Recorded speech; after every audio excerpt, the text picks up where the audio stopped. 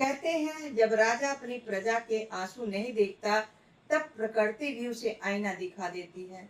एक विशाल राज्य था। कभी वहां के खेत सोने की तरह लहलहाते थे, लेकिन उस वर्ष आसमान जैसे रूठ गया था। महीनों तक एक बूंद की बारिश नहीं हुई। धरती फट चुकी थी, खेत बंजर हो गए थे, कुएं सूख चुके थे। गांव में हर तरफ एक ही आवाज सुनाई देती थी, भूख भूख भूख से बिलखते बच्चे। एक किसान अपनी सूखी फसल को देखकर फूट फूट कर रो पड़ा। उसकी पत्नी ने खाली बर्तन दिखाते हुए कहा, आज भी बच्चों को बिना खाना खिलाए ही सुलाना पड़ेगा। बेटी ने मासूमियत से पूछा, पिताजी भगवान हमारे गांव में बारिश क्यों नहीं भेजेंगे? किसान की आंखों से आंसू बह निकले, लेकिन उसके पास कोई जवाब नहीं था। आखिर पूरे गांव के किसान उम्मीद लेकर राजा के दरबार पहुंचे। उन्होंने हाथ जोड़कर कहा, महाराज हम दान नहीं मांग रहे, बस इतना कर दीजिए कि हमारे बच्चे परिवार भूख से न मरे। राजा अपने सोने के सिंहासन पर बैठा हंस पड़ा। उसने कहा, कमजोर लोग हमेशा बहाना बनाते हैं। बारिश नहीं हुई तो इसमें मेरा क्या दोष है? एक बूढ़ा किसान कांपती आवाज में बोला, महाराज राजा अपनी प्रजा का पिता होता है। यह सुनते ही राजा घमंड से भड़क उठा। उसने सैनिकों को आदेश दे दिया, इन सबको जेल में डाल दो।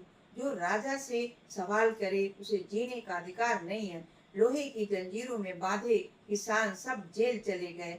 तब उनके बाद बच्चों की चीखें पूरी महल में गूंज रही थी, लेकिन राजा का दिल नहीं पिघला। उसी रात महल के द्वार पर एक बुद्धा साधु आए। उन्होंने कहा, राजन जिस दिन प्रजा की आह आसमान तक पहुंच जाती है, उस दिन किसी राजा का ताज उसे नहीं बचा सकता। राजा ने क्रोध में कहा, इसे महल से बाहर निकाल दो। साधु मुस्कुराए और बोले, समय सबसे बड़ा न्यायाधीश है राजा जी। कुछ ही दिनों बाद महल का सबसे बड़ा कुआं भी सूख गया। सोने की थालियां थी, लेकिन उसमें भोजन नहीं था। हीरे जवाहरात थे, लेकिन पीने के लिए पानी नहीं था।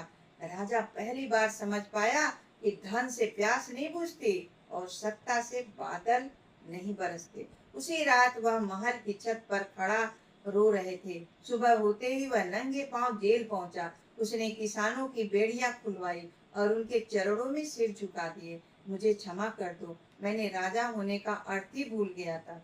किसानों ने बदला नहीं लिया। उन्होंने कहा, महाराज जिसने अपनी गलती स्वीकार कर ली वह पहले जैसा नहीं रहता। राजा ने पूरे राज्य में तालाब खुदवाए, बनवाए, नहरें तैयार करवाई और हर किसान को बीज, अन्न और सहायता दी। कुछ ही दिनों बाद काले बादल पूरे आसमान पर छा गए। पहली बारिश की बूंद जब सूखी धरती पर गिरी तो ऐसा लगा मानो धरती भी राहत की सांस ले रही हो। बच्चे बारिश में नाचने गाने लगे। किसानों ने मिट्टी को माथे से लगाया और भगवान का धन्यवाद किया। और उस दिन राजा ने समझ लिया, राजा की सबसे बड़ी ताकत उसका घमंड नहीं बल्कि उसकी दया होती है। दर्द को नहीं समझता, एक दिन वही दर्द उसे जीवन का सबसे बड़ा सबक सिखाता है। अगर इस कहानी से आपके दिल को छुआ हो तो कमेंट में लिख दीजिए, दया ही सबसे बड़ा धर्म है। और वीडियो को उन लोगों तक जरूर पहुंचाइए जिन्हें लगता है कि घमंड हमेशा जीतता है। भगवान देर जरूर करते हैं, लेकिन सच्चे और ईमानदार इंसान को कभी निराश नहीं करते। एक समय की बात है, एक राज्य में एक गरीब ब्राह्मण रहता था। उसके पास न धन था न जमीन थी। छोटी सी झोपड़ी में अपनी पत्नी और बच्चे को लेकर साथ रहता था। कई बार घर में चूल्हा भी नहीं जलता था, लेकिन फिर भी वह हर सुबह भगवान की पूजा करता रहता था। कहता था कि हे प्रभु, मुझे धन नहीं चाहिए, सही रास्ते पर चलने की शक्ति देना। एक दिन उस राज्य के राजा ने भेष बदलकर प्रजा का हाल जानने के लिए पहुंच गए। चलते चलते वह उसी ब्राह्मण की झोपड़ी तक पहुंचे।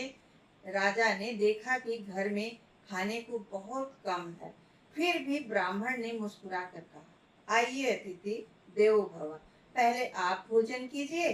ब्राह्मण की पत्नी ने घर में बची हुई आखिरी रोटी भी अतिथि के सामने रख दी। राजा यह देखकर भावुक हो गए। उन्होंने पूछा, तुम इतने गरीब हो फिर भी अपना सब कुछ किसी अनजान व्यक्ति को क्यों दे देते हो? ब्राह्मण मुस्कुराया और बोला, धन से बड़ा धर्म होता है और भूखे अतिथि को भोजन कराना सबसे बड़ा पुण्य है। भगवान चाहेंगे तो हम कल फिर भी मेहनत कर लेंगे। अगले दिन राजा ने पूरे दरबार में उस ब्राह्मण को बुलवाया। ब्राह्मण डरते डरते महल पहुंच गया। तभी राजा अपने सिंहासन से उतरकर उसके चरणों में झुक गए। पूरा दरबार हैरान रह गया। राजा ने कहा, मेरे जीवन में बहुत अमीर देखे, लेकिन तुम जैसा भगवान धनवान पहली बार देखा है। तुम्हारे पास धन नहीं, लेकिन ऐसा चरित्र है जो किसी खजाने से कम नहीं। राजा ने ब्राह्मण को देखते रह गया।